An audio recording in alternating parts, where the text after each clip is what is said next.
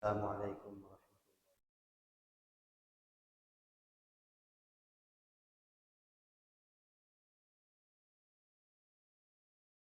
الله.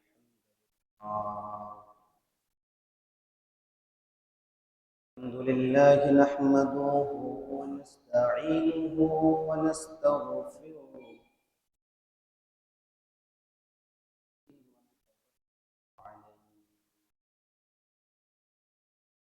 ونعوذ بالله من شرور أنفسنا ومن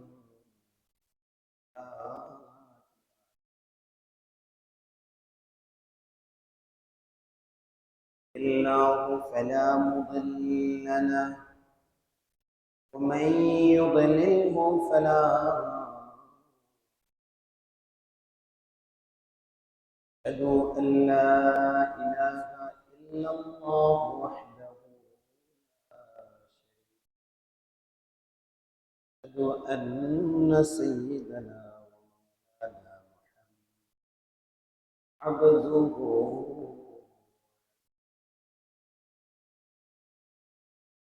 الذي أرسله الله تعالى بالحق بشيرا ونذيرا وداعيا إلى الله بإذنه راجا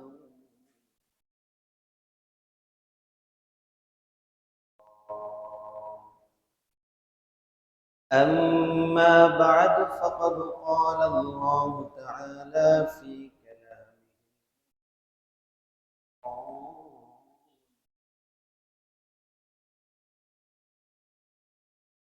الله من الشيطان الرجيم بسم الله الرحمن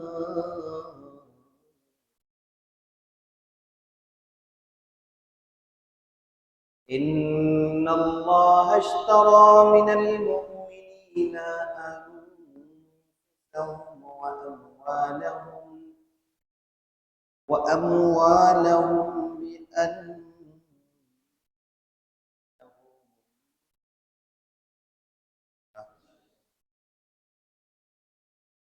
وقال تعالى مثل الذين ينفقون أموالهم في سبيل الله كمثل حبة أنبتت 7 سنابل في كل سنبلة الله يضاعف لمن يشاء والله واسع.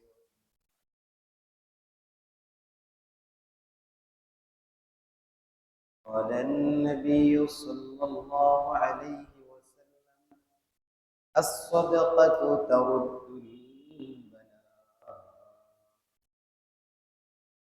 صدق الله مولانا العظيم وصدق رسوله النبي الكريم على ذلك لمن الشاهدين والشاكرين لله رب العالمين.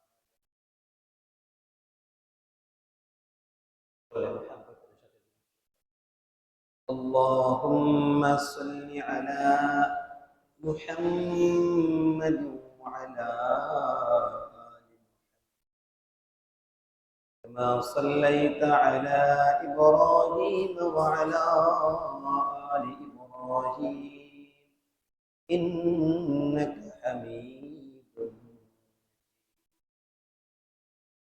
اللهم بارك على محمد وعلى آل محمد كما باركت على إبراهيم وعلى آل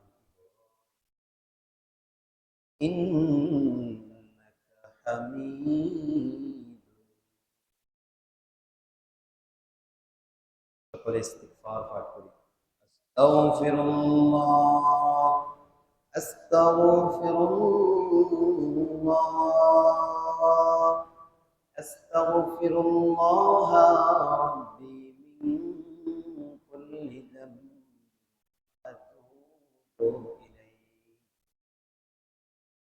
لا حول ولا قوة إلا بالله العظيم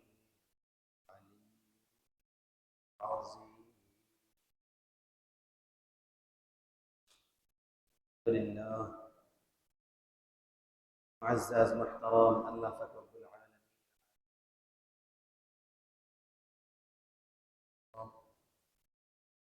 এলাকার সর্বস্তরের সর্বশ্রেণীর সর্ববয়সের মুসলমান আমরা সর্বপ্রথম ওই মহান রব্বুল আলামিনের দরবারে শুকরিয়া আদায় করি সেই মহান রব্বুল আলামিন আমাদেরকে অত্যন্ত দয়া করে মায়া করে আজকের দিন পর্যন্ত আমাদের হায়াতকে দীর্ঘ করে সুস্থ রেখে সবল রেখে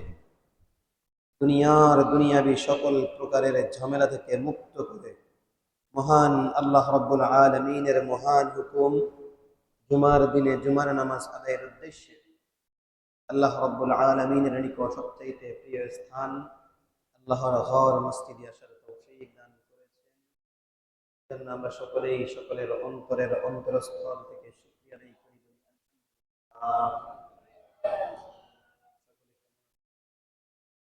আলহামদুলিল্লাহ আল্লাহ তাআলা সকলকে মৃত্যু পর্যন্ত সুস্থ নেক হায়াত দান করুন বলি আমিন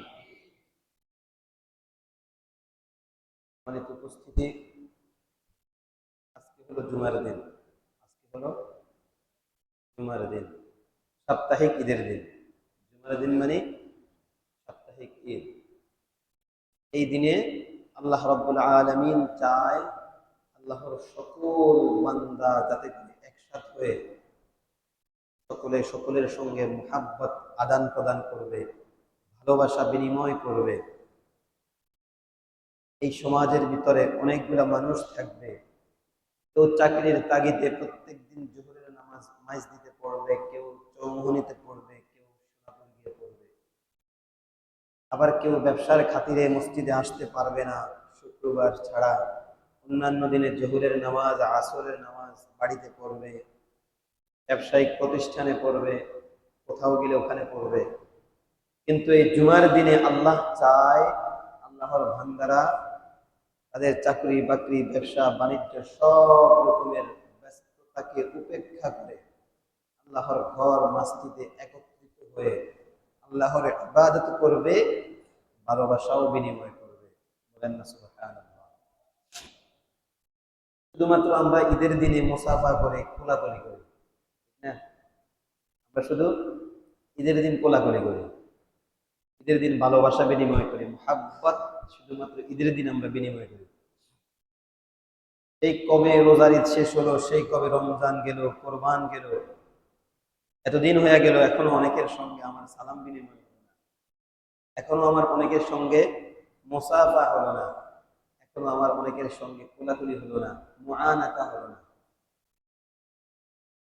ঈদের দিন যেমন আমরা ভালোবাসা বিনিময় করি চেষ্টা করব শুক্রবারেও ভালোবাসা বিনিময় করার জন্য আল্লাহ তৌফিক দান করে বলি আমিন ঈদের দিন যেমন সাজসজ্জা গ্রহণ করে আসি শুক্রবারেও জুমাতে আসতে আমরা একটু সাজসজ্জা বরণ করে তারপর আসার চেষ্টা করি ঈদের দিন যেমন আমরা একটু আগে আগে ঈদগাহে যাই মসজিদে আসি শুক্রবারেও আমরা একটু তাড়াতাড়ি মসজিদে আসার চেষ্টা করব আল্লাহ তাআলা আমাদেরকে উত্তম প্রতিদান দান করুক বলি আমিন আগে আগে মসজিদে আসার চেষ্টা করবেন তো ইনশাআল্লাহ যতই ওয়াজ করি মুসল্লি ওই আগের গুলাই বুঝছেন যতই ওয়াজ করি মুসল্লি ওই 3.5 বছর আগে যেগুলো পাইছি এখনো সেগুলো এই 3.5 বছরে উল্লেখযোগ্য মুসল্লি মসজিদে আনতে পারি না ইমাম সাহেবের ব্যর্থতা আল্লাহ ব্যর্থতাগুলো মাফ করে দিন সকলকে হেদায়েত দান করে দিন বলি আমিন মসজিদ কার ঘর সকলে বলেন মসজিদ কার ঘর এখানে আসলে কি চাঁদা দেওয়া লাগে এখানে আসলে কি মামলা হয় বিদ্যুৎ বিল বেশি আসে, কথা বলেন না। রাজাকারের খাতায় নাম উঠে, কি সমস্যা? কোনো সমস্যা, বরং সুবিধা। আল্লাহ প্রেমীদের খাতায় আমার নাম উঠে যাবে। কিসের খাতায় নাম উঠবে? আল্লাহ প্রেমীদের খাতায় নাম উঠবে। 24 ঘন্টার ভিতরে 23 ঘন্টা নিজের ঘরে সময় দিয়েছি, 1 ঘন্টা আল্লাহর ঘরে সময় দিয়েছি। এই সমাজের মধ্যে আল্লাহ তাআলা যদি প্রতিযোগিতা নেয় যে কারা বেশি আল্লাহকে ভালোবেসেছে, কারা বেশি আল্লাহর ঘরে বেশি সময় দিয়েছে, এটা যদি আল্লাহ তালিকা করে, আমার আর আপনার মনের ভিতরে এই আশা থাকতে হবে যে আমার নাম যাতে সবার উপরে লেখা হয়। কথা বুঝছেন? মানে আল্লাহ যদি একটা কম্পিটিশন নেয় অথবা কিয়ামতের ময়দানে যদি একটা ঘোষণা করে, যারা আমার ঘর মসজিদে বেশি সময় দিয়েছ, তোমাদের জন্য আমি আল্লাহ নেকির বরাদ্দ বেশি করব। নিয়ত রাখতে হবে যে আমার নামটা যাতে সবার উপরে আসে। পারবো তো ইনশাআল্লাহ? যারা আমরা বয়স হয়ে গেছে, বুড়া হয়ে গেছে, আমাদের তো তেমন কোনো কাজ নেই, আসেনি? আমরা একটু আগে আগে মসজিদে আসব, মসজিদে সময় বেশি দিব। দেখবেন পৃথিবীতে সবচাইতে শান্তির জায়গা হলো মসজিদ। পৃথিবীতে সবচাইতে সুন্দর জায়গা হলো মসজিদ। সবচাইতে নিরাপদ জায়গা হলো মসজিদ। এই মসজিদে গালি দেওয়াও লাগে না, গালি শোনাও লাগে না। এই মসজিদে আসলে কথা বলাও লাগে না, কথা শোনাও লাগে না। এই মসজিদে আসলে মারামারিও করা লাগে না, মেরে দেওয়াও লাগে না, মেরে খাওয়াও লাগে না। একেবারে নিরাপদ।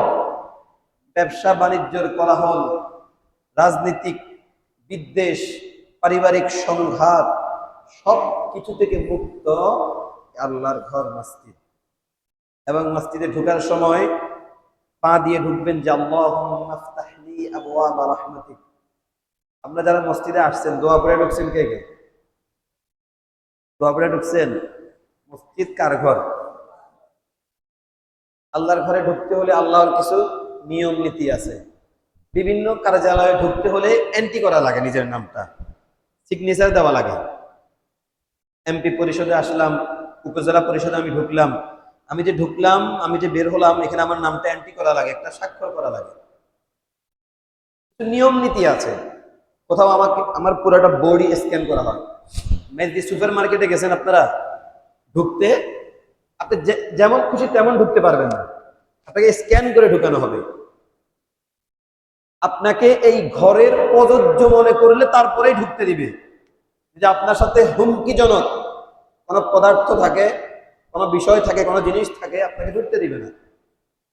আপনি যদি ওই ঘরের যোগ্য হন তাহলেই আপনাকে ঢুকতে দিবে। ঠিক আল্লাহর ঘরেও ঢোকার কিছু নিয়ম কানুন আছে। আল্লাহর ঘরে ঢোকার 5টা সুন্নত আছে। কয়টা সুন্নত? সবাই বলেন কয়টা সুন্নত? আমি আল্লাহর ঘরে ঢুকবো কিন্তু আল্লাহর নিয়ম না মেনে ঢুকবো, তাহলে কি আমি আল্লাহর খাঁটি বান্দা হইতে পারছি? আমি আল্লাহর ঘরে ঢুকতে হলে আল্লাহ তাআলা যে পদ্ধতিতে ঢুকতে বলছে ওই পদ্ধতি মানলে পরে আমি আল্লাহর প্রিয় বান্দা হইতে পারবো। আল্লাহ আমার বলছে আমার ঘরে আসো, আমি আসলাম, বলছে এই পদ্ধতিতে আসো, আমি পদ্ধতি মানলাম না, তা আমি এটা আমার মন খুশি মতো করলাম, আমি আমার গায়ের জোরে ঢুকবো, আপনার কথা শুনবো কেন? বিষয়টা এমন হয়ে গেছে না? মসজিদে ঢুকতে কয়টা সুন্নত? সবাই বলেন কয়টা সুন্নত? 1 নাম্বার, ডান পা দিয়ে প্রবেশ করতে হবে। পা আমাদের সকলের কয়টা? একটা ডান পা আর একটা বাম পা। ডান পা দিয়ে মসজিদে প্রবেশ করতে হবে। আরো একটা কথা বলে রাখি, আল্লাহর নবীর সুন্নত ছিল যেই কোনো জিনিস ডান দিক থেকে শুরু করা। কোথাও ঢুকছেন ডান পা দিয়ে ঢুকবেন, উত্তম জিনিসগুলোর ক্ষেত্রে। কোথাও ঢুকছেন ডান পা দিয়ে ঢুকবেন, কিছু নিবেন ডান হাত দ্বারা নিবেন, কাউকে কিছু দিবেন ডান হাত দ্বারা দিবেন, কিছু খাইবেন ডান হাত দ্বারা খাইবেন। আল্লাহ নবীর হাদিস, সাহাবায়ে কেরাম বলেন আল্লাহ নবী সব কিছু ডান দিক থেকে শুরু করতেন। এমনকি হাত্তাত তানাউলা ওয়াত তারাহুলা, যখন আল্লাহ নবী জুতা পায়ে দিবেন তখনও আল্লাহ নবী ডান পা আগে জুতা পরিধান করতেন। বলেন না সুবহানাল্লাহ। এত ছোট্ট থেকে ছোট্ট বিষয়ের ক্ষেত্রেও আল্লাহ নবী চাইতেন যাতে আমার জিনিসটা ডান দিক থেকে হয়। তাহলে আমরা, আমাদের নবী ছিলেন ডানপন্থী, আমরা ওই নবীর উম্মত, আমরাও ডানপন্থী, ঠিক না ঠিক? ওই হিসাবে যেহেতু আমার নবী সবকিছু ডান দিক থেকে শুরু করতেন, আর এই ঘরটা হলো আল্লাহর ঘর। কার ঘর? আল্লাহর ঘরে ঢুকবো আল্লাহর নবীর সুন্নত অনুযায়ী, ঠিক না ঠিক? 1 নাম্বার সুন্নত, ডান পা দিয়ে প্রবেশ করব ইনশাআল্লাহ। 2 নাম্বার, বিসমিল্লাহ পড়ে ঢুকবো। কি পড়ে ঢুকবো? বিসমিল্লাহ। 3 নাম্বার, দুরূদ শরীফ পড়ে ঢুকবো। 4 নাম্বার, একটা দোয়া আছে মসজিদে ঢুকার দোয়া, এই দোয়াটা পাঠ করব। 1 নাম্বার ডান পা, এটাকে একটু আলোক রাখেন। 2 নম্বরে বিসমিল্লাহ, 3 নম্বরে দুরূদ শরীফ, 4 নম্বরে দোয়া। দোয়াটা হলো আল্লাহুম্মা ইফতাহলি আবওয়াবা রাহমাতিক। এবার বিসমিল্লাহ কেমনে পড়বেন ভাই? বিসমিল্লাহ শব্দের অর্থ হলো আল্লাহর নাম। বিসমিল্লাহ শব্দের অর্থ হলো, আল্লাহর নবী বলেন কুল্লু আমরিন যিবালিন লাম ইউবদা বিবিসমিল্লাহ ফাহুয়া আকতা। কোন ব্যক্তি যদি কোনো ভালো কাজ করে তার শুরুতে বিসমিল্লাহ না পড়ে, আল্লাহর নাম না নেয়, তার কাজটা অসম্পূর্ণ থেকে যায়, আল্লাহ পরিপূর্ণতা দেয় না। আপনি ব্যবসা শুরু করছেন, বিসমিল্লাহ পড়েন নাই, আল্লাহর নবী বলেন তোমার ব্যবসায় সফলতা আসবে না। আপনি একটা জমিন ভরাট করতেছেন, বিসমিল্লাহ পড়ে নাই, আল্লাহর নবী বলেন তোমার এই কাজের ভিতরে বরকত আসবে না। ব্যবসা বাণিজ্য শুরু করছেন, ক্ষেত খামারি শুরু করছেন, ঘরের কাজ ধরছেন, মেয়ের বিয়ে ধরছেন, ছেলের চাকরির জন্য চেষ্টা করতেছেন, বিসমিল্লাহ পড়েন নাই, আল্লাহর নবী বলেন তোমার এই কাজের ভিতরে বরকত নেই, অসম্পূর্ণ কাজ। আত্মা মানে লেজ কাটা, মানে অসম্পূর্ণ কাজ। তাহলে বিসমিল্লাহ পড়তে হবে। কিন্তু বিসমিল্লাহ মানে শুধুমাত্র বিসমিল্লাহির রহমানির রহিম নয়। বিসমিল্লাহ মানে আল্লাহর নাম। এই আল্লাহর নামের অনেকগুলা সিস্টেম আছে। কোরআন পড়তে পড়া হয় বিসমিল্লাহির রহমানির রহিম। খাওয়ার শুরুতে বিসমিল্লাহ, কিন্তু এখানে বিসমিল্লাহির রহমানির রহিম নয়, বিসমিল্লাহি ওয়া আলা বারাকাতিল্লাহ, ঠিক না বেশি? ঠিক। ওদের শুরুতে বিসমিল্লাহ, বিসমিল্লাহি ওয়াল হামদুলিল্লাহ, ঠিক বলছি নাকি? মানে এক বিসমিল্লাহর, বিসমিল্লাহ মানে আল্লাহর নাম। সব জায়গাতে কিন্তু একরকম না, এক এক জায়গায় আল্লাহর নামটা এক এক পদ্ধতিতে নেওয়া হয়। আমরা যে বলি বিসমিল্লাহির রহমানির রহিম, এটা হলো কোরআনে শুরু করার বিসমিল্লাহ। বিসমিল্লাহি ওয়া আলা বারাকাতিল্লাহ, খাওয়া শুরু করার বিসমিল্লাহ। বিসমিল্লাহি ওয়াল হামদুলিল্লাহ, ওযু শুরু করার বিসমিল্লাহ। এখন মসজিদে ঢোকার বিসমিল্লাহ হলো শুধুমাত্র বিসমিল্লাহ, শুধুমাত্র। আর দুরূদ শরীফ করো ওয়াসসালাতু ওয়াসসালামু আলা রাসূলিল্লাহ, বলেন ওয়াসসালাতু ওয়াসসালামু আলা রাসূলিল্লাহ। তাহলে আমরা প্রথমে ডান পা দিয়ে ঢুকবো, এরপরে বলবো বিসমিল্লাহ, এরপরে বলবো ওয়াসসালাতু ওয়াসসালামু আলা রাসূলিল্লাহ, এরপরে বলবো আল্লাহুম্মা ইফতাহলি আবওয়াবা রাহমাতিক। কথা বুঝছেন? মানে এই দোয়াটা পুরোটা সংক্ষেপে এভাবে বলে বিসমিল্লাহি ওয়াসসালাতু ওয়াসসালামু আলা রাসূলিল্লাহ আল্লাহুম্মা ইফতাহলি আবওয়াবা রাহমাতিক। দেখেন বিসমিল্লাহ বলে আল্লাহকে খুশি করছেন, বিসমিল্লাহ বলে কাকে খুশি করছেন? ওয়াসসালাতু ওয়াসসালামু আলা রাসূলিল্লাহ, নবীজির দুরূদ পড়ে নবীজির সুন্নাত পালন করছেন, ঠিক বলছি না? ঠিক বলছি। মানে আমি আল্লাহর নাম নিয়ে নবীজির তরিকায় ঢুকলাম। এরপরে বললেন আল্লাহুম্মা ইফতাহলি আবওয়াবা রাহমাতিক। অর্থ হলো আল্লাহুম্মা, হে আল্লাহ, ইফতাহলি, আমার জন্য খুলে দিন, আবওয়াবা, দরজাসমূহ, রহমাতিক, আপনার রহমতের। অর্থাৎ আমি যে মসজিদে আসলাম, এর বিনিময়ে আপনি আমার জন্য যাবতীয় যতগুলা রহমতের দরজা আপনি বানিয়েছেন সবগুলা আমার জন্য খুলে দিন। চিন্তা করেন, এই দোয়াটা ভাই আমি কি বানাইছি? নবী বানাইছেন। আর নবী যে বানাইছেন, নবী কি নিজ থেকে বানাইছেন না আল্লাহ শিখাই দিয়েছেন? আল্লাহ বলেন ও আমার বান্দা, তুমি বরকত যদি চাও, তুমি যদি তোমার ব্যবসা বাণিজ্যে বরকত চাও, অর্থ সম্পদে বরকত চাও, কামাই রুজির ভিতরে বরকত চাও, আমি আল্লাহ তোমার জন্য বরকত রেখেছি আমার ঘর মসজিদের ভিতরে। বলেন না সুবহানাল্লাহ। তুমি ইউনিয়ন পরিষদে গেলা কোনো একটা জিনিসের জন্য, ইউনিয়ন পরিষদে ঢুকার নিয়ম তুমি পালন করলা না, ওই পরিষদ থেকে তুমি কিছুই পাইবে না। চেয়ারম্যান তোমার উপর রাগ হয়ে যাবে, ও মিয়া কেমনে আইছেন, পায়ের ভিতরে ময়লা, ও মিয়া কেমনে আইছেন, খালি গায়ে চলে আসছেন, বাইরন না, আপনার জন্য এবার আর কোনো কিছু বরাদ্দ নেই। ঠিক বলছি না? ঠিক বলছি। মানে আপনার ঢোকার পদ্ধতি যদি চেয়ারম্যানের পছন্দ না হয়, কিছুই পাইবেন না। চেয়ারম্যান যে নীতিমালা করেছেন তার ঘরে ঢোকার জন্য, তার পরিষদে আসার জন্য, ওই নিয়ম পদ্ধতি মানলেই আপনি ওই ইউনিয়ন পরিষদ থেকে কিছু না কিছু পাইবেন। আল্লাহ বলেন আমার ঘরে আসলে তোমাদের জন্য বরকত বরাদ্দ, কিন্তু নিয়ম নীতি আছে। নিয়ম হলো 1 নম্বরে ডান পা দিয়ে ঢুকবেন, 2 নম্বরে দুরূদ পাঠ করবেন, 3 নম্বরে দোয়া পাঠ করবেন, 4 নম্বরে 1 নম্বরে ডান পা, 2 নম্বরে বিসমিল্লাহ, 3 নম্বরে দুরূদ, 4 নম্বরে দোয়া। 5 নাম্বার সুন্নাত হলো মসজিদে ঢুকতে ইতিকাফের নিয়ত করবেন। কিসের নিয়ত করবেন? এই কথা কি আমরা কেউ শুনছি আগে জীবনে? মসজিদে ঢুকতে কিন্তু ইতিকাফের নিয়ত করে ঢোকা লাগে। আজকে একটা আপনাদেরকে অনেক দামি মহামূল্যবান কথা বলে রাখি। মসজিদ হলো আল্লাহর ঘর। এই ঘরে ঢুকে কেউ যদি একটা শব্দ আওয়াজ করে তার কবিরা গুনাহ। মসজিদের ভিতরে ইতিকাফকারী ছাড়া আর কেউ কথা বলতে পারবে না। আমার সাথে বলেন এই মাসালাটা আজকে একটু সমাধানে আসেন। মসজিদে ইতিকাফকারী ব্যক্তি ছাড়া কেউ কথা বলতে পারবে না। কথা কি বুঝছেন? মসজিদের ভিতরে ইতিকাফকারী ব্যক্তি ছাড়া আপনি কমিটির সদস্য মসজিদের উন্নয়ন নিয়ে কথা বলবেন, আপনার অনুমতি নেই। শুধুমাত্র কথা বলতে পারবে কে? যে ব্যক্তি ইতিকাফ করার জন্য ঢুকছে। কারণ সেই ব্যক্তি মসজিদে অবস্থান করছে দুনিয়া ত্যাগ করে, তার কোনো প্রয়োজন থাকলে সেই এই মসজিদে কথা বলতে পারবে, এছাড়া কে কথা বলতে পারবে না।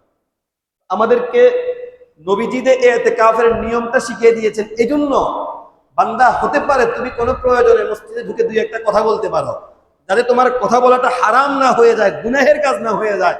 এই জন্য তুমি মসজিদে ঢুকতে ইতিকাফের নিয়ত করে ঢুকবা। আর নফল ইতিকাফ বছরের যেই কোনো মুহূর্তে, যেই কোনো সময়, 1 সেকেন্ড হোক, 10 সেকেন্ড হোক, 1 মিনিট হোক, 10 মিনিট হোক, 1 ঘন্টা হোক, এটার কোনো নির্ধারিত সময়সীমা নাই। যখন মন চায় তখন ইতিকাফ করা যায়, যতক্ষণ মন চায় ততক্ষণ ইতিকাফ করা যায়। বলেন না সুবহানাল্লাহ।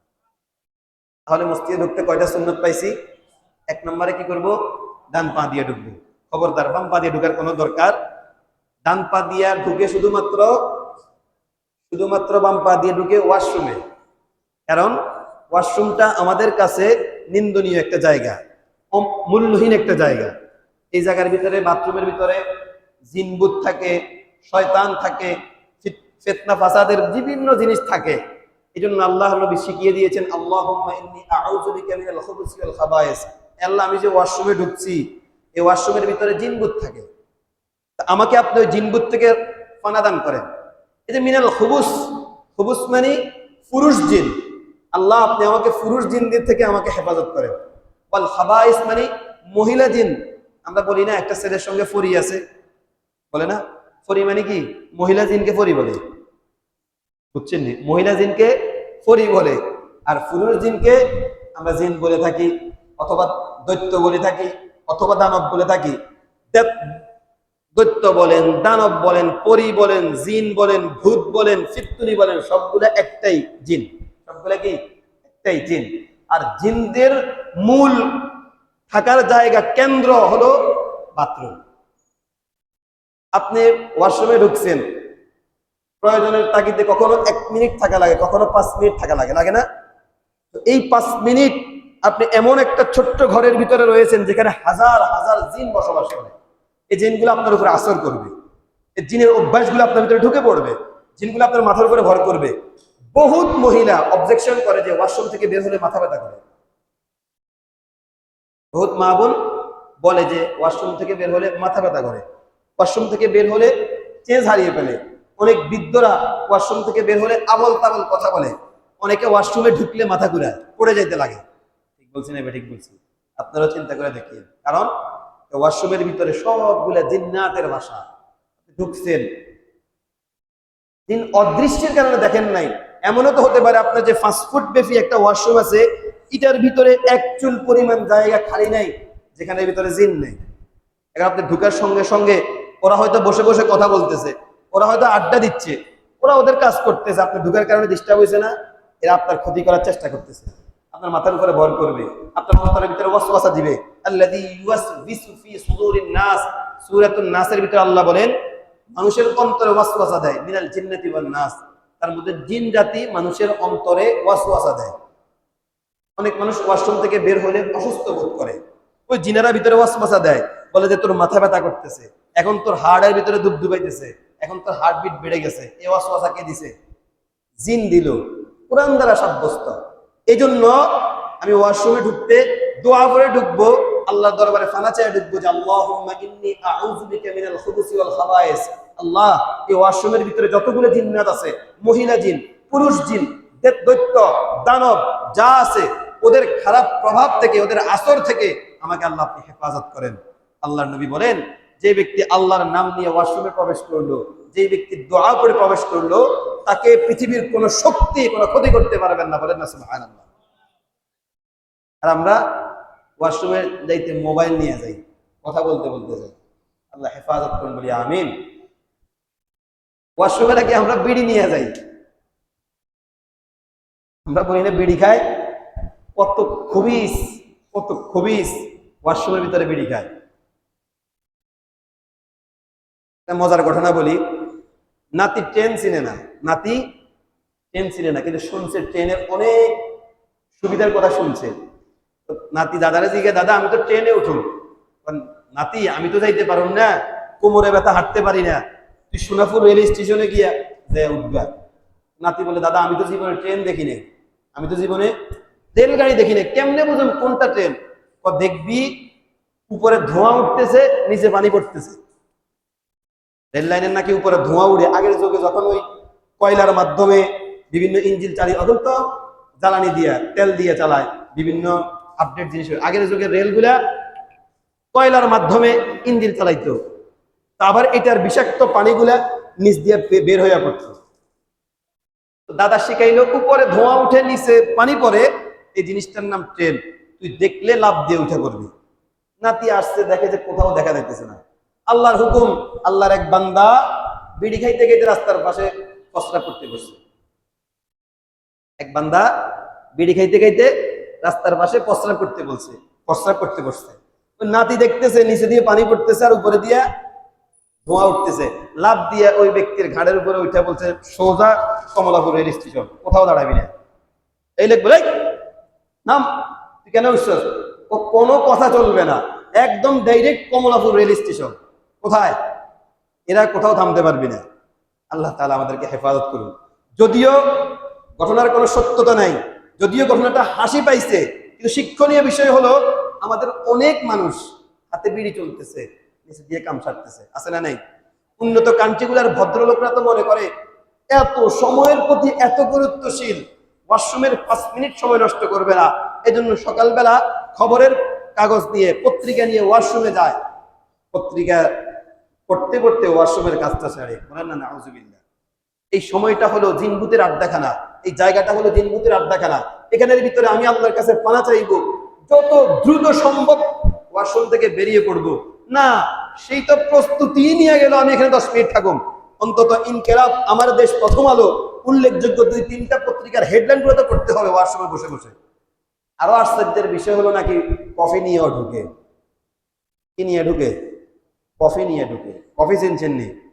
সকালবেলা 1 কাপ কফি নিয়ে ওয়াশরুমে ঢুকে, চিন্তা করে আমার শরীর থেকে যে 1 কাপ নির্গত হবে, ওই 1 কাপ আবার আমি লোড দিয়ে দিব, যেটা আনলোড হইব সেটা আবার লোড দিয়ে দিব। বলেন না নাউজুবিল্লাহ। আপনারা যারা গ্রামগঞ্জের মানুষ, আমরা যারা গরিব, এটা আমাদের কাছে ধারণা করতে লজ্জা লাগে, কিন্তু বড় লোকরা এভাবেই করে। প্রতিনিয়ত ওয়াশরুমে ঢুকতে কফি নিয়ে ঢুকে, ওয়াশরুমে ঢুকতে খবরের কাগজ নিয়ে ঢুকে। অন্তত মিডল ক্লাস যারা, তারা মোবাইল নিয়ে হলেও ঢুকে। মোবাইল, এটা আমাদের সমাজেও আছে, মোবাইল নিয়ে ঢুকে। ঠিক বলছি না? ঠিক বলছি। আল্লাহ তাআলা হেফাজত করেন, বলি আমিন। তো বাথরুমে ঢুকতে হলে বাম পা দিয়ে ঢুকতে হবে। এই জন্য বাম পা দিয়ে ঢুকবেন। এটা হলো পৃথিবীর সবচেয়ে নিকৃষ্ট জায়গা।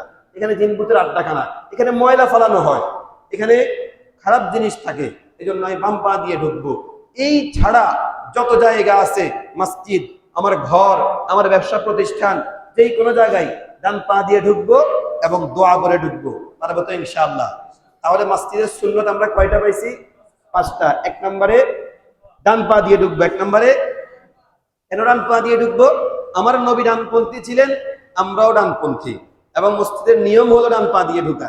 ঠিক বলছি না? ঠিক বলছি। 2 নম্বর বিসমিল্লাহ পড়তে হবে। 3 নম্বর দুরূদ শরীফ পড়তে হবে। 4 নম্বর দোয়া পড়তে হবে। দোয়া হলো আল্লাহুম্মা ইফতাহলি আবওয়াবা রাহমাতিক, শিখে নিয়েন। আর বিসমিল্লাহ এবং দুরূদ শরীফ এবং দোয়া তিনটাকে একসাথে পড়ে বিসমিল্লাহি ওয়াস সালাতু ওয়াস সালামু আলা রাসূলিল্লাহ আল্লাহুম্মা ইফতাহলি আবওয়াবা রাহমাতিক। 5 নাম্বার সুন্নত ইতিকাফের নিয়ত করে, ইতিকাফের নিয়ত করে ঢুকতে হবে। পারবো তো ইনশাআল্লাহ? এবার বাহির হইতেও 5টা সুন্নত, শুধুমাত্র ঢুকছেন, এখন যদি বাহির হওয়ার সুন্নতটা না জানেন, সুন্নতি তরিকায় ঢুকছেন, আবার আগামী সপ্তাহ আসলে আমি বাহির হওয়ার সুন্নত বলবো, এই এক সপ্তাহে মসজিদে থাকবেন আপনি, বাহির হওয়া লাগবে না। তো ঢুকতে নবীদের সুন্নতে ঢুকবেন, বাহির হইতে কাজ সুন্নতে বাইরে হবেন। নিশ্চয় নবীর সুন্নতে বের হতে হবে। মসজিদ থেকে বাইর হইতেও 5টা সুন্নত। কয়টা? 1 নাম্বার, বাম পা দিয়ে বের হবেন। কেন বাম পা দিয়ে বের হবেন?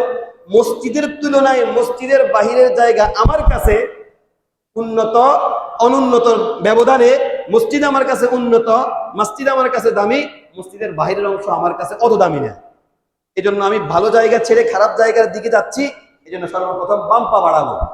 তাহলে 1 নম্বর সুন্নত বাম পা দিয়ে বের হবো। 2 নম্বর সুন্নত বিসমিল্লাহ পড়বো। 3 নম্বর সুন্নত দুরূদ শরীফ পাঠ করবো। 4 নম্বর সুন্নত দোয়া পড়বো। বিসমিল্লাহ, দুরূদ এবং দোয়া একসাথে এভাবে পড়া হয়, বিসমিল্লাহি ওয়াস সালাতু ওয়াস সালামু আলা রাসূলিল্লাহ আল্লাহুম্মা ইন্নী আসআলুকা মিন ফাদলিক। 5 নম্বর সুন্নত ডান পা দিয়ে আগে জুতা পরিধান করবেন। মসজিদের বাইরে সবার জুতা আছে না? কথা বলেন না। যদি সোনা বেড়া নিয়ে যায় তো আর এই সুন্নত আজকে পালন করা হবে? আল্লাহ তাআলা হেফাজত করুন, বলি আমিন। এই 5টা সুন্নত ঢুকতে এবং এই 5টা সুন্নত বের হতে যদি পালন করেন, মসজিদে আসার যে উদ্দেশ্য, আল্লাহ তাআলা আমাদেরকে মসজিদে আনার যে উদ্দেশ্য, ভাই মসজিদে ইমাম সাহেব মুয়াজ্জিন যখন আমাদেরকে মসজিদে ডাকে, কি বলে ডাকে? 2টা শব্দের মাধ্যমে। কয়টা শব্দের মাধ্যমে? 1 নাম্বার হাইয়া আলাস সালাহ, মসজিদে আসো, নামাজের জন্য আসো। কোথায় আসো? নামাজের জন্য আসো, মসজিদে আসো। 2 নাম্বার হাইয়া আলাল ফালাহ, কল্যাণের জন্য আসো। তুমি যেখানে আসো সেখানে কল্যাণ নয়। তুমি ব্যবসা প্রতিষ্ঠানে বসে রয়েছ, ভাবতেছ 2 টাকা বিক্রি করতে পারলে তোমার কল্যাণ হবে, প্রকৃত সেটা কল্যাণ নয়। নামাজের ভিতরে তোমার জন্য কল্যাণ রয়েছে। এজন্য মুয়াজ্জিন বলেন হাইয়া আলাস সালাহ, নামাজের জন্য আসো, হাইয়া আলাল ফালাহ, নামাজের মাধ্যমে কল্যাণ গ্রহণের জন্য আসো। বলেন না সুবহানাল্লাহ? বুঝছেন? এবার দেখেন জিনিসগুলোর কত ধারাবাহিকতা। কল্যাণ, রহমত, বরকতের জন্য মুয়াজ্জিন ডাকছে মসজিদে, আপনি আসছেন, এই জন্য আপনি দোয়া পড়ে ঢুকলেন, আল্লাহুম্মা ইফতাহলি আবওয়াবা রাহমাতিক। ওগো আল্লাহ, শুনেছি নাকি মসজিদে রহমত, বরকত এগুলার ব্যবস্থা হয়, আপনি আমার জন্য বরকতের দরজাগুলো খুলে দিন। এরপরে বাহির হওয়ার সময় আল্লাহর নবী শিখিয়ে দিচ্ছেন, আল্লাহুম্মা ইন্নী আসআলুকা মিন ফাদলিক। ওগো আল্লাহ, আপনার তরিকা অনুযায়ী, আপনার পদ্ধতিতে, নবীর দেখানো পদ্ধতিতে মসজিদে ঢুকলাম, বরকতের দোয়া করলাম, এখন আপনি আমার জন্য রিজিকের দরজাগুলো খুলে দিন। আল্লাহুম্মা ইন্নী আসআলুকা, হে আল্লাহ, আমি আপনার নিকট চাইতেছি, মিন ফাদলিক, আপনার ফজল, আপনার রহম, আপনার করম, অর্থাৎ আমি আপনার কাছে রিজিক অন্বেষণ করতেছি। ফাইদা কুদিয়াতিস সালাহ ফান্তাশিরু ফিল আরদ, আল্লাহ রাব্বুল আলামিন বলেন, যখন তোমাদের নামাজ শেষ হয়ে যাবে, ফান্তাশিরু ফিল আরদ, তোমরা জমিনে বিচরণ করো, ওয়াবতাগু মিন ফাদলিল্লাহ, তোমরা আল্লাহর দেওয়া হালাল পন্থায় রিজিক অন্বেষণ করো। সারাদিন শুধু মসজিদে বৈশা বৈশা ইল্লাল্লাহ ইল্লাল্লাহ আর আল্লাহ খাওয়াবে আল্লাহ খাওয়া বললে হবে না। সময় মতন মসজিদে আসো, নামাজ আদায় করো, ফান্তাশিরু ফিল আরদ, মসজিদ থেকে বেরিয়ে পড়ো, ওয়াবতাগু মিন ফাদলিল্লাহ, এরপরে আল্লাহর রহমত, আল্লাহর ফজল, রিজিক অন্বেষণ করো হালাল পদ্ধতিতে। বলেন না সুবহানাল্লাহ? তাহলে ব্যবসাও করব, নামাজও পড়বো, চাকরিও করব, নামাজও পড়বো, ইনশাআল্লাহ। মসজিদে 5 ওয়াক্ত নামাজ আসার চেষ্টা করবো তো ইনশাআল্লাহ। মসজিদে ঢুকতে 5টা সুন্নত পালন করবো তো, বের হইতে 5টা সুন্নত পালন করবো তো। আল্লাহ তাআলা তৌফিক দান করুন, সকলে বলি আমিন। সম্মানিত উপস্থিতি, খুতবার ভিতরে একটা আয়াত পড়েছিলাম, এই আয়াতের ব্যাখ্যা সামান্য যে সময় আছে 20 মিনিটের কম, এই সময়ের ভিতরে চেষ্টা করবো আপনাদের সামনে উপস্থাপনা করার জন্য। আপনারা আমলের নিয়তে শুনবেন আর দোয়া করবেন, আল্লাহ তাআলা যার মুখ থেকে কথাগুলো বের করেছেন, ইমাম সহ আমাদের সকল মুসল্লিকে আমল করার তৌফিক দান করুক, বলি আমিন।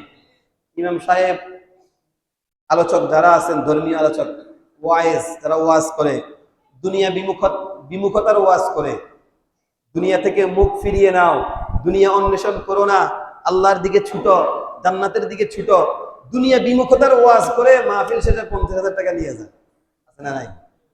কথা বলেন না, এরকম কি ঘটনা এই সমাজে হয় না? দুনিয়া বিমুখতার ওয়াজ করে 50,000 কমে ওয়াজ করে না। এজন্য 1 ঘন্টা যে ওয়াজ করছে, এই ওয়াজ একটা মানুষের ভিতরে আসর হয় নাই। ফজরের নামাজ না বক্তায় পড়ছে, না শ্রোতায় পড়ছে, না মাহফিল কমিটি পড়ছে, না মাইকের লোকেরা পড়ছে, কেউ ফজরের নামাজ পড়ে না। কারণ কি? বললে ওয়ালার ভিতরে যদি ওই আমলটা না থাকে, এই বলার দ্বারা কারো কোনো ফায়দা হবে না। আমি যদি ক্লিন শেভ করে দাড়ির ওয়াজ করি, বিশ্বাস করেন এই ওয়াজ শুনে কেউ দাঁড়িয়ে রাখবে না। আমি যদি ফজরের নামাজ না পড়ে জুমাতে এসে নামাজ সম্পর্কে ফাটাইয়া ওয়াজ করি, আসরের সালাত আমার মুসল্লিরা পড়বে না। ঠিক বলছি না বেঠিক বলছি? আগে আমি নিজে শুধরাইতে হবে। এই জন্য আমি প্রতিনিয়ত চেষ্টা করি যে আমি আজকে কি নিয়ে আলোচনা করব। আমি যখন আজকে যদি নামাজ নিয়ে আলোচনা করি, আমি চিন্তা করি আল্লাহ অন্তত আগে আমাকে নামাজি বানাও, আগে আমাকে নামাজি বানাও। আমি নামাজি হইয়া যদি নামাজ সম্পর্কে আলোচনা করি, আল্লাহ তাআলা হতে পারে এই আলোচনার মাধ্যমে 2-1 জন বান্দাকে নামাজি বানাবে। আমি কাটটা বেঈমান, নামাজ না পড়ে নামাজের ওয়াজ করতেছি, কত বড় গাদ্দার! কথা বুঝেন নাই? আমি নিজে নামাজ না পড়ে নামাজের ওয়াজ করতেছি, কত বড় বেহায়া! আল্লাহ তাআলা হেফাজত করুন, বলি আমিন। এই ওয়াজে কোনো ফায়দা নেই। এই জন্য আপনারা দোয়া করবেন যে আল্লাহ যে ওয়াজে করুক আগে ইমাম সাহেব আমল করার তৌফিক দেন, এরপরে আমরা যারা শুনছি মুসল্লি আমাদেরকে তৌফিক দেন। আল্লাহ কবুল করুন, বলি আমিন। আল্লাহ তাআলা বলেন ইন্নাল্লাহা ইশতারা মিনাল মুমিনিন ইন্নাল্লাহা ইশতারা মিনাল মুমিনিনা আনফুসাহুম ওয়া আমওয়ালাহুম বিআন্না লাহুমুল জান্নাহ। আল্লাহ রাব্বুল আলামিন ডাইকা বলেন, ও দুনিয়ার মানুষ, ইন্নাল্লাহা ইশতারা মিনাল মুমিনিনা আনফুসাহুম ওয়া আমওয়ালাহুম বিআন্না লাহুমুল জান্নাহ।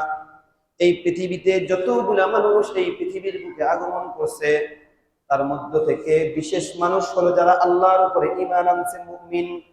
ওই মুমিনদেরকে আল্লাহ ডাইকা ডাইকা বলতেছেন ইন্নাল্লাহা ইশতারা মিনাল মুমিনিন, যে আল্লাহ তাআলা মুমিন ব্যক্তিদের থেকে কিনে নিয়ে গিয়েছেন, কিনে নিয়ে গেছেন। ইন্নাল্লাহা ইশতারা মিনাল মুমিনিনা আনফুসাহুম ওয়া আমওয়ালাহুম, আল্লাহ তাআলা মুমিন ব্যক্তিদের থেকে জান এবং মাল কিনে নিয়ে গেছেন। অথবা ইশতারা শব্দের অর্থ কেনাও আসে, বেচাও আসে। আল্লাহ তাআলা দুনিয়ার মুমিন বান্দাদের কাছে বিক্রি করেছেন বিআন্না লাহুমুল জান্নাহ, জান্নাতটা বিক্রি করছেন। কি বিক্রি করছেন? জান্নাতটা বিক্রি করছেন। ও বন্ধু, আমি যদি দুনিয়ার দোকান থেকে কোনো একটা জিনিস কিনতে চাই, ওই জিনিসের বিনিময়ে আমাকে কোনো না কোনো জিনিস দেওয়া লাগে। ঠিক বলছি না ঠিক বলছি? যদি আমি 1 কেজি চাউল কিনতে হয়, আমাকে কমপক্ষে 60-70 টাকা দেওয়া লাগে। আমি যদি 1 কেজি চাউল কিনতে হয়, আমাকে 110-20 টাকা দেওয়া লাগে।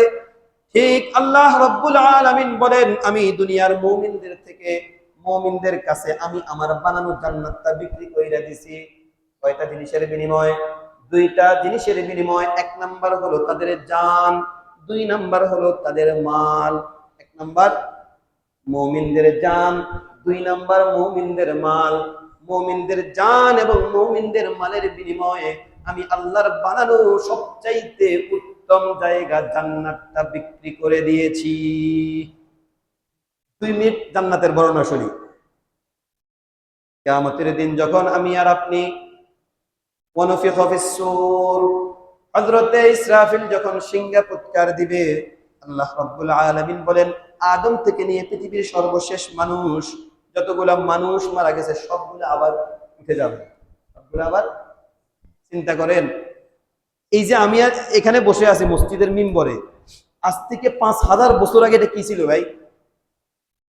হয়তো এটা একটা কবর ছিল, হইতে পারে না? গুলশান বনানীতে যে সমস্ত কবরস্থানগুলো আছে, এগুলো তো দামি এরিয়া। জান্নাতুল বাকি যে সমস্ত দামি এরিয়াতে কবরগুলো আছে, এগুলোর ভিতরে দাওর চলে, দাওর। একবার কবর দিয়ে গেছে, জায়গা শেষ, আবার এখান থেকে কবর দেওয়া শুরু করে। চিন্তা করেন, একই জায়গায় কখনো কখনো 10টা-20টা কবর দেওয়া হয়েছে। ঠিক বলছি না ঠিক বলছি? এই মানুষগুলো যদি একসাথে কিয়ামতের দিন উঠে কি অবস্থা হবে? বিভিন্ন ব্যাখ্যা এভাবে আছে। ময়দা গাছ আছে না, ময়দা গাছ চিনেননি? ময়দা গাছ, ময়দা গাছ, ময়দা গাছের মুড়া দেখছেন একটা গাছ থেকে একটা গাছের দূরত্ব কতটুকু, একেবারে বাজানো বাজানো না, এরকম আর কোনো গাছ হয় না যে এত বাজানো।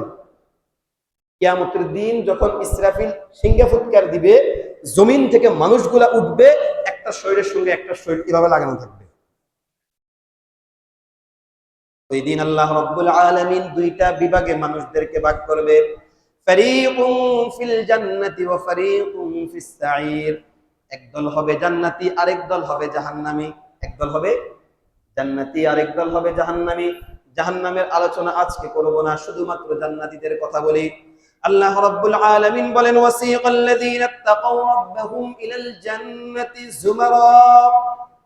কিয়ামতের ময়দানে আল্লাহ রাব্বুল আলামিন যাদের সম্পর্কে জান্নাতের ফয়সালা করা হবে, আল্লাহ তাআলা এক বিশাল একটা ফেরেশতাদের বাহিনী বানাইবা, বলবে যাও ও আমার ফেরেশতারা, জান্নাতি মেহমানদেরকে তোমরা স্বাগতম জানাইয়া জান্নাতে নিয়ে আসো।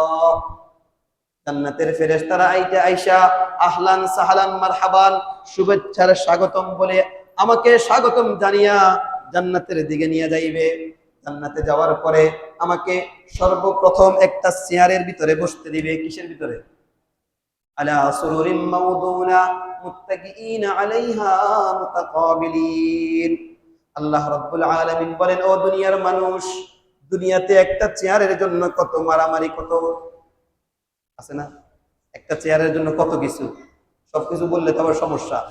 দুনিয়ার সব কিছু বাদ দেন, চায়ের দোকানে যে একটা চেয়ার আছে, চার কোনায় চারটা বাঁশ গেড়ে উপরে একটা তক্তা থাকে, এই তক্তাতে বসতেও তো কত সময় আমাদের হিমশিম।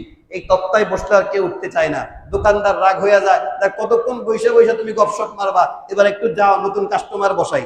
আছে না নাই? আল্লাহ বলেন, ও জান্নাতি, তোমরা যখন জান্নাতে আসবা, তোমাদের জন্য আমি আল্লাহ এক একটা চেয়ার বানাবো, যেই চেয়ারের কাঠ থাকবে না, কাঠ থাকবে না, সবগুলা মণিমুক্তা, সবগুলা ইয়াকুত ফাতর, সোনা রূপা মণিমুক্তা দ্বারা তোমার এই চেয়ারটা নির্মিত থাকবে। বলেন না সুবহানাল্লাহ। এরপরে যখন আমি চেয়ারের ভিতরে বসা থাকবো, আল্লাহ রাব্বুল আলামিন বলেন, ও বান্দা, তোমার চা দোকানে ঢুকলে তোমার দুধ চা খাইতে মন চায়, কেউ চায়ের অর্ডার দিয়ে চিনি কম দিয়া, কেউ চায়ের অর্ডার দিয়ে দুধ একটু বাড়াইয়া দিয়া, কেউ বলে না না, দুধ খাইতে ডাক্তার না করছে, আমাকে রং চা দাও। এরপরে দোকানদার একটা কাপ নেয়, কাপটা ধুইতে হয়, ফ্লাক্স থেকে গরম পানি নেয়, এরপরে টি ব্যাগ নেয়, এরপরে দুধ দেয়, চিনি দেয়, ঘুরতে হয়, তোমার সামনে আনতে হয়, এরপরে খাইতে হয়। কিন্তু বান্দা, না না না, জান্নাতের ভিতরে তুমি শুধু মনের ভিতরে একবার ভেবে নিবা যে আমি এক কাপ চা খাবো। দোকানদার টি ব্যাগ নেওয়ার প্রয়োজন নাই, কাপটা ধোয়ার প্রয়োজন নাই, গরম পানির প্রয়োজন নাই, দুধের প্রয়োজন নাই, চা পাতার প্রয়োজন নাই, চিনির প্রয়োজন নাই। তোমার সামনে সঙ্গে সঙ্গে জান্নাতের দুধ দিয়া, জান্নাতের চা পাতা দিয়া এক কাপ সুন্দর চা হাজির হয়ে যাবে। শুধু তাই নয়, শুধু তাই নয়, শুধু তাই নয়, যখন শীতের মৌসুমে আমরা দেখি আমাদের দেশে অতিথি পাখি আসে, আসে না? আমরা অনেক মানুষ আছে, এক একজন মানুষের এক এক দিকে ঝোঁক থাকে। কেউ কেউ আছে হাঁসের গোস্ত বেশি খায়, কেউ কেউ মুরগির মাংস, কেউ কেউ আবার গরুর গোস্ত খায়, কেউ কেউ আছে ধরে ধরে বগা খায়, তারপরে চুড়াই পাখি খায়, বুলবুলি পাখি ধৈরা খায়, অতিথি পাখি ধৈরা খায়। ঠিক বলছি না? ঠিক বলছি। কিছু মানুষ আছে সারাদিন জমিনে শুধু বগা ধরতেছে, অতিথি পাখি ধরা সরকারি পক্ষ থেকে নিষেধ। ঠিক বলছি না? ঠিক বলছি। কিন্তু আল্লাহ বলেন, ও দুনিয়ার মানুষ, তুমি যখন জান্নাতের ভিতরে এভাবে চেয়ারের ভিতরে বসে থাকবা, তুমি তাকাইয়া দেখবা জান্নাতের ভিতরে কত সুন্দর সুন্দর পাখিগুলা দুইটা ডানা বাড়িয়ে দিয়ে উঠতেছে। ওয়ালাহমি তায়রিম মিম্মা ইয়াশতাহুন। শুধুমাত্র তুমি মনের ভিতরে ধারণা করবা, যদি এই পাখির গোশতটা আমি খাইতে পারতাম। আল্লাহ বলেন, ধরার দরকার নাই, জবাই করার দরকার নাই, সিলার দরকার নাই, বাসার দরকার নাই, রান্না করার দরকার নাই। শুধুমাত্র বান্দা, তুমি শুধু একবার ধারণা করছো, খাওয়ার জন্য মনোনিবেশ করছো, সঙ্গে সঙ্গে ওই পাখিটা তোমার সামনে ভুনা হইয়া, ভাজি হইয়া তোমার সামনে উপস্থিত হয়ে যাবে।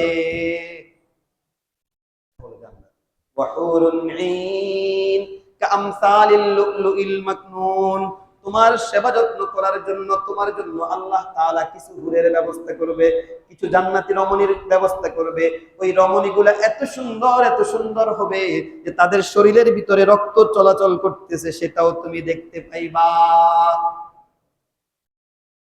ওরা জীবনে কখনোই প্রস্রাব করে নাই, জীবনে কখনো পায়খানা করে নাই। ওদের মান্থলি যে একটা অসুস্থতা হয় আমাদের মা বোনরা, তারা জীবনে কখনো সেটাও হয় নাই। চোখের কোণায় ময়লা নাই, নাকের ভিতরে ময়লা নাই, পেটের ভিতরে ময়লা নাই। সম্পূর্ণ আল্লাহ রাব্বুল আলামিন নূর দিয়ে তাদেরকে বানাইছে, এত সুন্দর করে বানাইছে। যদি একটা হুর পৃথিবীর জমিনে একবারের জন্য থুতু নিক্ষেপ করতো সাগরের ভিতরে, সাগর, উপসাগর, মহাসাগর সবগুলা পানি মধুর মতো মিষ্টি হইয়া যাইতো। যদি জান্নাতে হুররা একটা আঙ্গুল দুনিয়ার ভিতরে দিত, তাদের হাতের নূরের উজ্জ্বলতার কারণে সারাটা জাহান আলোকিত হয়ে যাইত। এমন এমন কোন বর্ণনায় 70টা, কোন বর্ণনায় 700টা, তোমার জন্য অসংখ্য অগণিত হুরের ব্যবস্থা আল্লাহ করে দিবেন।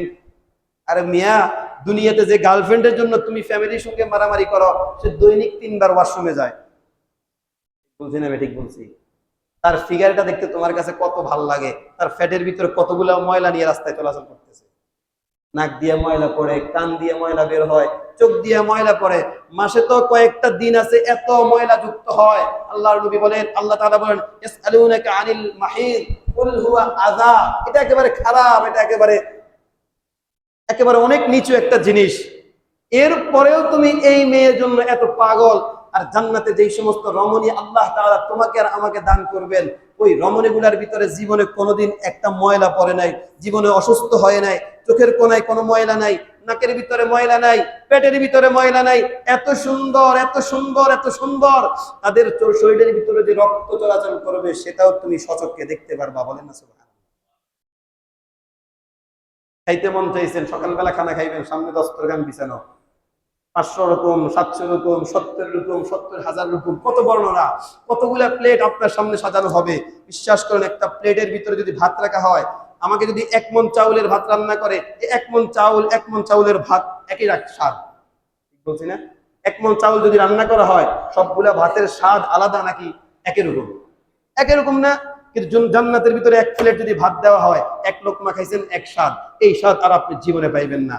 আরেক লোকমায় আরেক স্বাদ, আরেক লোকমায় আরেক স্বাদ। বলেন না সুবহানাল্লাহ। খাওয়া শেষ, খাওয়া শেষ। এরপরে যে প্লেট আপনার সামনে থাকবেন, আল্লাহর নবী বলেন ওই প্লেটটাও তুমি চাটিয়া চাটিয়া, কামড় দিয়ে চাবায়া চাবায়া খাইতে পারবা। বলেন না সুবহানাল্লাহ। ওই প্লেটের ভিতরে 1 কামড়ে 1 স্বাদ, 1 কামড়ে 1 স্বাদ। বলেন না সুবহানাল্লাহ।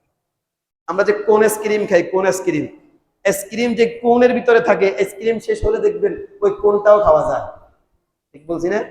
হিসেবে দেখতে গেলে দেখা যায় আইসক্রিমের তুলনায় কোনটা স্বাদ বেশি।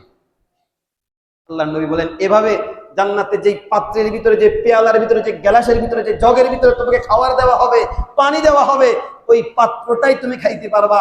তোমার কাছে প্রত্যেকটা খাওয়ার পরে মনে হবে গতবারের তুলনায় এবারে স্বাদটা একটু বেটার হয়েছে, গতবারের তুলনায় এবারে স্বাদটা একটু ভালো লাগছে, গত লোকমার চাইতে এই লোকমা স্বাদ লাগছে। একই পাখি, একটা 2টা রান, একটা রান খাওয়ার পরে আরেকটা রান খাইলে আপনার কাছে মনে হবে যে গত রানের তুলনায় এই রানটা আমার কাছে বেশি মজা লাগছে। আর 2টা মিনিট কথা বলি। এই যে জান্নাতের আলোচনা, আমি আলোচনা, জান্নাতের আলোচনা করার মতো সেই শক্তি, সমর্থ, জ্ঞান, বুদ্ধি, এলেম কিছুই নাই। এরপরেও পড়তে গেলে, আলোচনা দেখতে গেলে দেখি যে জান্নাত আল্লাহ তাআলা এত সুবিস্তার করে রেখেছেন। মনে হয় যে আল্লাহ তাআলার পুরো পৃথিবী জুড়ে যদি রহমত 1% হয়, বাকি 99% জান্নাতে রেখে দিয়েছে। ওই জান্নাতে যাইতে আমরা কি সবাই রাজি আছি নাকি রাজি নেই? ভাই, আপনারা জিগাইবো তুমি মেয়ের শ্বশুর বাড়িতে যাইবা নাকি ছেলের শ্বশুর বাড়িতে যাইবা, তুমি বাহাদুরি করে বলবা না আমি কারো বাড়িতে যাবো না, নিজের বাড়ি থাকবো, ঠিক বলছি না? এরকম বলতে পারেন। কিন্তু জান্নাত এবং জাহান্নাম এই 2টার বাহিরে আর কোনো তৃতীয় অপশন নাই।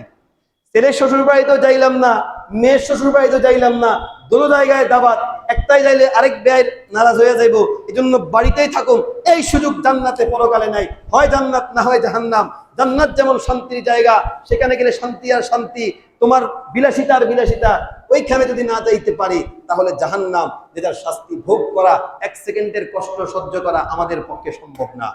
এজন্য এখন আবার চিন্তা করে বলেন জান্নাতে যাইতে রাজি আছেন না নাই? আল্লাহ বলেন এই জান্নাত আমার থেকে তুমি কিনে নেওয়া লাগবে। দেখবেন কিছুদিন পর পর রবি এয়ারটেলে কল আসে, 5 টাকার বিনিময়ে আপনাকে এমন একটা অফার দিবে, 10 দিন বৈশা বৈশা কথা বলা যাবে, সারা মাসের জন্য এমবি নেন মাত্র এত টাকায়, বলে না? অফারগুলো মোবাইলে বলে, ঠিক টাকা ছাড়া কি অফারটা দেয়? দেখবেন মাইকে করে ওয়ালটন ফ্রিজের ঘোষণা দিচ্ছে, এত সুন্দর করে উপস্থাপনা করে, গেলে বলে যে টাকা দেন। ঠিক বলছি না? ঠিক বলছি। রেস্টুরেন্ট উদ্বোধন হবে, চাইনিজ পাওয়া যাইবে, থাই পাওয়া যাবে, মিশরি পাওয়া যাইবে, অ্যারাবিয়ান পাওয়া যাইবে, ইন্ডিয়ান খাওয়া পাওয়া যাবে, যাইলে বলে টাকা দেন। ঠিক জান্নাতের লেকচার আমরা হুজুরেরা দিব, কিন্তু ওইটা পাইতে হলেও তোমাকে কিছু না কিছু দেওয়া কিনতে হবে। আল্লাহ বলেন এই জান্নাত কিনতে হবে কম দুইটা জিনিস দ্বারা। কয়টা জিনিস? ইন্নাল্লাহা ইশতারা মিনাল মুমিনিনা আনফুসাহুম ওয়া আমওয়ালাহুম বিআন্না লাহুমুল জান্নাহ। আল্লাহ তাআলা জান্নাত যিনি বানাইছেন তিনিই বলতেছেন, ও দুনিয়ার মানুষ, আমি তোমাদের কাছে এই সুসজ্জিত জান্নাত, আমার রহমত, আমার বরকত, এত সুন্দর জান্নাত তোমাদের কাছে আমি দুইটা জিনিসের বিনিময়ে বিক্রি করব। এক নাম্বার হলো তোমার জান, দুই নাম্বার হলো তোমার মাল। তাবুক যুদ্ধের ভিতরে আল্লাহর নবী ঘোষণা করলেন, ও আমার সাহাবীরা, যুদ্ধের ময়দানে যাব, খরচ বহন করার জন্য টাকা পয়সা নাই। সব সাহাবীরা টাকা পয়সা নিয়ে আসছে। হযরত ওসমান হাজার হাজার মুদ্রা দিরহাম নিয়ে আসছে। আব্দুর রহমান ইবনে আউফ অনেকগুলা টাকা নিয়ে আসছে। হযরত ওমর ঘরের সবগুলা সম্পদকে দুই ভাগ করে এক ভাগ পরিবারের জন্য রাখছে, আরেক ভাগ আল্লাহর নবীর হাতে আইনা দিছে। হযরত ওমর চিন্তা করে, আজকে আমি আবু বকরের চাইতে বড় পুরস্কার পেয়ে যাইব। আমার জীবনের অর্জিত সবগুলা সম্পদকে দুই ভাগ করে এক ভাগ ঘরে রাখছি, আরেক ভাগ নবীর কাছে নিয়ে আসছি। আর আবু বকর ছোট্ট একটা পুটলি কাঁধের ভিতরে নিয়ে আস্তে আস্তে আল্লাহর দরবারে আসছে, আল্লাহর নবীর দরবারে আসছে। আল্লাহর নবী জিজ্ঞাসা করে, আবু বকর কি নিয়ে আসছো? আবু বকর বলে, আমার ঘরে আল্লাহ এবং আল্লাহর রাসূলকে রেখে আসছি। আল্লাহ এবং আল্লাহর রাসূল ছাড়া আমার ঘরে আর কিছু নাই। ওমর আনছে সবকিছুর অর্ধেক, কিন্তু এরপরে পুটলা অনেক বড়। আবু বকর আর পুটলি অনেক ছোট, কিন্তু তার যা আসিল সামর্থ্য অনুযায়ী সবগুলা নিয়ে আসছেন। আল্লাহর নবী বলেন, ও ওমর, আজকের বিজয় হলো আমার আবু বকর, কারণ তার কাছে 10 টাকা ছিল, সেই 10 টাকাই নিয়ে আসছে। তোমার কাছে 50 টাকা ছিল, তুমি ভাগ করে 25 টাকা আনছো। যদিও তোমার অঙ্ক বড়, পরিমাণ বড়, কিন্তু তুমি এনেছো অর্ধেক, আর আবু বকর নিয়ে আসছে পুরা। এভাবেই আমরা আল্লাহর রাস্তায় দান করে, আল্লাহর রাস্তায় দিয়ে মাল এবং আমাদের জান দিয়ে জান্নাত ক্রয় করতে হবে। আমরা রাজি আছি তো ইনশাআল্লাহ? ও ভাই, সময় শেষ। এই শেষ মুহূর্তে একটা আবদার করে যাই, আজকে কতদিন এই ওযুখানার কাজ চলতেছে? কয়দিন? অনেকদিন না? ওযুখানার ছাদ কমপ্লিট হয়েছে, চতুর্পাশ ঘেরাও দেওয়ার আগে আমি মরুম না হুজুর, এই ওযুখানায় ওযু করেই মরবো, এরকম গ্যারান্টি আছে কারো? কারো গ্যারান্টি আছে? নেই। চিন্তা করেন, আপনার জীবদ্দশায় ওযুখানার কাজ চলতেছে, আর ওই কাজ শেষ না হয়ে এমত অবস্থা আপনি মারা গেছেন, অথচ 5 লাখ টাকা আপনার ব্যাংকে আছে, আপনার ঘর মুজাহিদ, টাইলস করা, ঘরের ভিতরে ওয়ালটন ফ্রিজ, ঘরের ভিতরে আপনার কত কিছু আছে। আপনি যদি, আল্লাহ যদি জিজ্ঞাসা করে, ও বান্দা, তোর বাড়ির সামনে আমার মসজিদের কাজ অর্ধেক ছিল, কাজ কমপ্লিট ছিল না, তুই ঘুরে ফিরে তোর ঘরের মাল কিনলে, ঘুরে ফিরে তুই ঘরের ভিতরে সম্পদ ঢুকাইলি, মসজিদের জন্য তুই কি করলি? আমি তো তোর কাছে জান্নাত বিক্রি করেছিলাম জান আর মালের বিনিময়, তুই মাল কি দিলি আমার রাস্তায়, আমাকে একটু দেখা। তখন আপনি কি দেখাইবেন? তো বলবেন যে হুজুর, এখন আমরা কি করব? এখন আমরা আমাদের সাধ্য অনুযায়ী মসজিদ এবং মসজিদের যে সমস্ত খরচ আছে ওইগুলা বহন করার জন্য চেষ্টা করব ইনশাআল্লাহ। আপনারা কত টাকা করে মসজিদে দান করেন প্রত্যেক সপ্তাহে? 1 টাকা, 2 টাকা, 5 টাকা, একটা অঙ্ক আছে না নির্ধারিত, যে আমি প্রত্যেক সপ্তাহে হুজুর আর যাই হোক মসজিদে 500 টাকা দেওয়ার চেষ্টা করি। আজকে আজকে এখানে বসে জান্নাতের আশায়, আল্লাহর রাজি খুশির জন্য, আল্লাহর কাছে প্রিয় বন্ধু হওয়ার জন্য আমি আজকে আমি আমি আমি আমি আমি ইমাম সাহেব ওয়াদা করতেছি, এতদিন আমি সাপ্তাহিক শুক্রবারে যত টাকা দান করতাম, আজকে শুক্রবার থেকে ইনশাআল্লাহ আমি দ্বিগুণ দান করব। আল্লাহর কাছে ওয়াদা, আশাবাদী যে আল্লাহ, এতদিনের দানে যদি আপনি আমার উপরে খুশি না হইতেন, আজকে থেকে আমি দ্বিগুণ দেওয়া শুরু করছি। আল্লাহ, যে জান্নাতের কথা আপনার কোরআনে বর্ণিত আছে, যে জান্নাতের কথা আপনার রাসূল বর্ণনা করেছেন, ওই জান্নাতের আমাকে একজন মেহমান হিসেবে বানিয়ে নিন। বাম্মানা লিল্লাহি মাসজিদান বানাল্লাহু লাহু বাইতান ফিল জান্নাহ। আয় আল্লাহ, আমি তোমার ঘরের জন্য হয়ে গেছি, তুমি আমার জন্য হয়ে যাও। আল্লাহ কবুল করুন, বলি আমিন। সবাই ওয়াদা করেন, আজকে থেকে আমরা দ্বিগুণ দান করব ইনশাআল্লাহ। বলেন দ্বিগুণ দান করব। সবাই বলেন দ্বিগুণ দান করব। ভাই বিশ্বাস করেন, আমার দ্বিগুণ নয়, আমার যদি 4 গুণ হয় আপনার জন্য এটা কিছু নেই। ঠিক বলছি না?